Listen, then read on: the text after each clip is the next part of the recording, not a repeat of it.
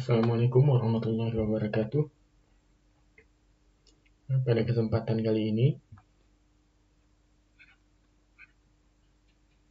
saya akan menjelaskan atau memaparkan kepada kalian mengenai futures kontrak atau kontrak berjangka.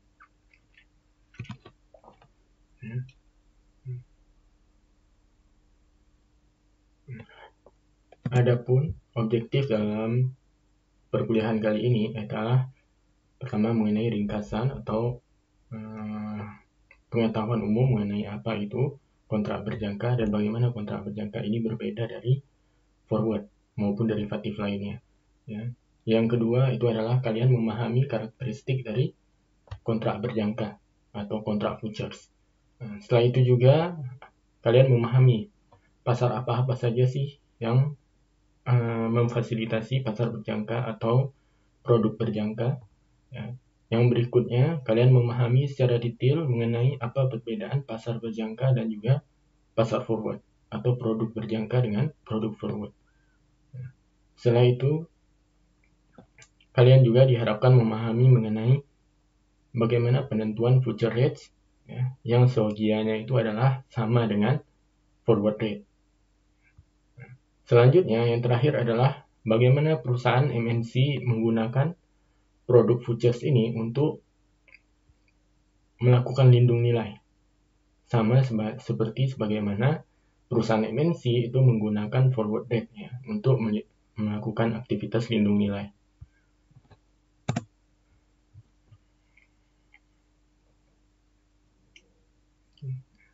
Ya. Yang pertama, kontrak berjangka itu sama seperti halnya forward, merupakan salah satu derivatif keuangan. Derivatif keuangan ini adalah kontrak yang nilainya itu diperoleh berdasarkan nilai dasar tertentu. Dalam hal ini, kalau seandainya kontrak falas, maka nilai dasarnya adalah nilai falas di pasar spot. Sementara kalau seandainya produk derivatif indeks futures, maka nilai dasarnya itu adalah nilai indeks. Begitu juga dengan kalau seandainya obligasi derivatif, maka nilai dasarnya adalah obligasi. Beberapa contoh derivatif yang lain yang sering umum diperdagangkan adalah forward, futures, option, dan swap. Forward itu seperti yang telah kalian pelajari sebelumnya. Sementara futures ini terbagi lagi ke dalam beberapa kategori. Ada futures falas, yaitu future yang nilai dasarnya atau underlying asetnya itu berdasarkan perdagangan falas di pasar spot. Ada lagi index futures. Index futures adalah derivatif turunan dari transaksi indeks. Ya, seperti misalnya indeks saham S Standard & Poor's 500, nanti ada lagi Dow Jones Industrial Index, ada lagi yang lain seperti misalnya Hong Kong Stock Exchange, Hong Kong HSI ya. Setelah itu ada juga yang lain yang terkenal FTSE di London. Ya. Ada lagi bentuk yang lain dari futures ini adalah memperdagangkan komoditas utama seperti misalnya emas, ada minyak, setelah itu ada kopi, gandum, dan komoditas lainnya.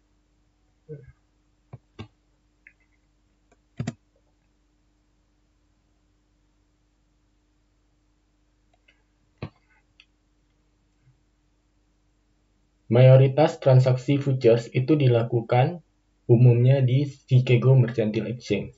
Meskipun masih banyak terdapat exchange yang lain ya, atau bursa-bursa yang lain. Namun mayoritas dilakukan di Chicago Mercantile Exchange sebagai yang bisa dikatakan paling besar. Pasar berjangka ini ya secara internasional dikelola oleh International Monetary Market. Sementara di Indonesia sendiri, pasar ini diawasi oleh Bapepti, ya, Badan Pengawasan Pasar Berjangka. Di mana Bapepti ini ya, itu membawahi atau mengawasi semua perusahaan yang bergerak di bidang futures. Jadi semua perusahaan-perusahaan pialang berjangka yang ingin bergerak di pasar berjangka, maka mereka harus mendapatkan izin dari Bapeti. Kontrak berjangka falas ini juga tersedia bagi hampir semua mata uang utama di dunia. Kalau di CME atau Chicago Mercantile Exchange itu ada 19 mata uang yang diperdagangkan, di mana faktor-faktor yang menentukan mana mata uang yang diperdagangkan atau yang tidak diperdagangkan itu adalah volume transaksi. Kalau seandainya volume transaksi suatu mata uang itu berada di bawah standar kebijakan ditetapkan oleh CME, maka mereka akan mendrop transaksi atau produk tersebut, produk berjangka dari mata uang tersebut. Sementara kalau seandainya dia masih berada di atas standar yang ditetapkan, maka dia akan terus diperdagangkan atau produk berjangkanya akan terus disediakan.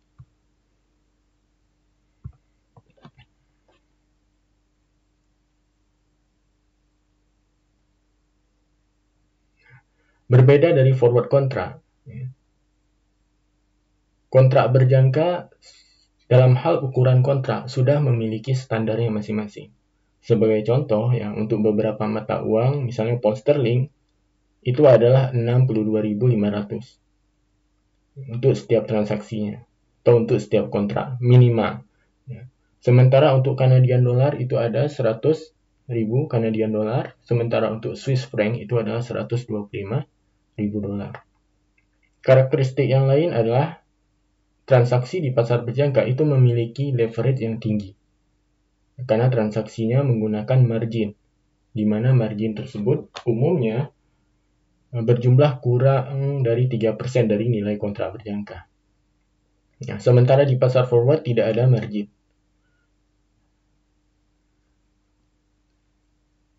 Di pasar berjangka itu umumnya dikenakan biaya komisi sebagai biaya transaksi.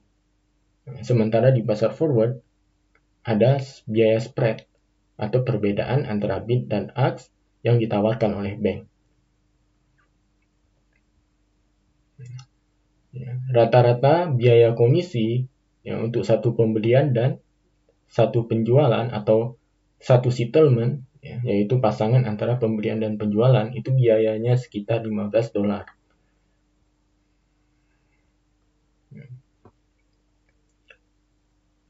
Jika dibandingkan dengan pasar forward, volume di pasar berjangka ini masih kecil sehubungan dengan transaksinya yang sudah terstandarisasi.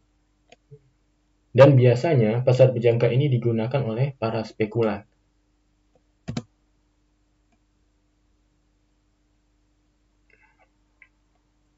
Nah, selain Chicago Mercantile Exchange, terdapat beberapa pasar berjangka lainnya di seluruh dunia. Seperti yang terkenal misalnya di London ada London International Financial Future Exchange. Ada lagi Chicago Board of Trade. Setelah itu ada NYMEX. Ada SIMEX di Singapura. Setelah itu ada DTB di Jerman. Di Hong Kong ada Hong Kong Future Exchange. Dan juga ada Tokyo International Future Exchange.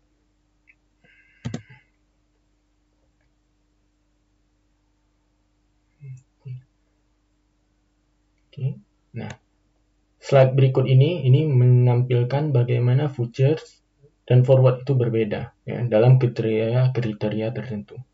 Contoh seperti ukuran kontrak, futures itu telah memiliki standar seperti yang telah saya jelaskan sebelumnya. Sementara forward tidak memiliki standar, fleksibel, sehingga ukuran kontrak itu bisa disesuaikan dengan kebutuhan perusahaan MNC yang ingin melakukan lindung nilai. Begitu juga dengan halnya tanggal pengantaran atau delivery date. Delivery date di futures itu telah memiliki standar. Biasanya pada bulan Maret, June, September, dan Desember. Sementara forward itu bisa disesuaikan dengan kebutuhan MNC. Karena tidak semua transaksi akan settle di bulan-bulan Maret, Juni, September, atau Desember. Dalam hal partisipan, secara mayoritas juga sama, bank, broker, dan MNC. Hanya saja yang berbeda pada futuresnya, ada spekulan-spekulan publik yang berkualifikasi diharapkan ikut terjun dalam transaksi futures. Sementara di pasar forward itu mereka tidak diharapkan. Dalam hal deposit jaminan, kalau future ada sejumlah kecil jaminan deposit yang diharapkan, sementara dalam forward itu tidak ada. Tetapi ada saldo kompensasi ataupun jaminan kredit yang dibutuhkan. Berikutnya ada operasi clearing. Operasi clearing ini adalah operasi untuk memancingkan atau mencocokkan antara sell dan buy. Yang dilakukan baik itu oleh orang yang sama atau dilakukan oleh dua individu yang berbeda atau dua company yang berbeda. Operasi clearing dalam pasar berjangka itu ditangani secara khusus oleh clearing house. Sementara di pasar forward tidak ada fungsi clearing house secara terpisah. Jadi operasi clearing itu ditangani oleh bank tersebut sendiri.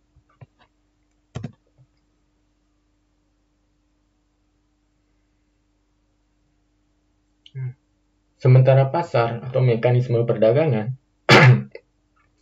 pada pasar futures, transaksi itu dilakukan di lantai bursa yang terhubung secara internasional. Sementara di pasar forward, transaksi itu dilakukan melalui dealer, melalui telekomunikasi.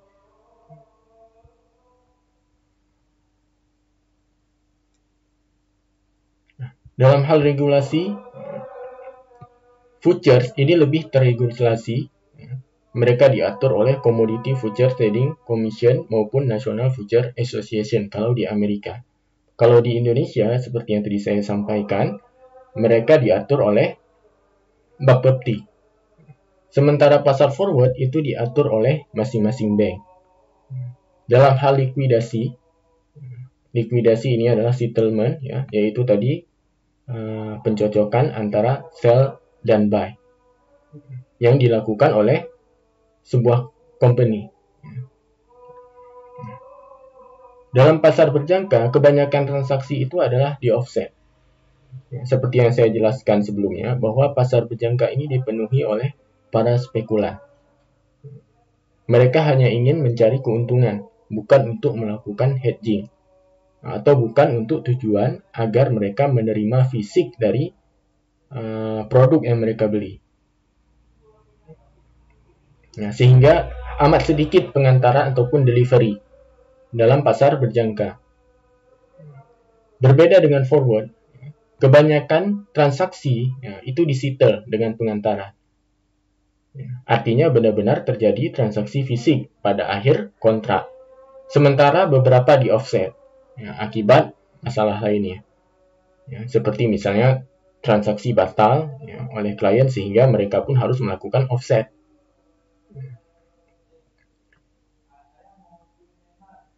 Yang berikutnya terakhir biaya transaksi. Biaya transaksi umumnya berupa komisi pialang atau broker. Sementara di pasar forward ditentukan oleh spread bank.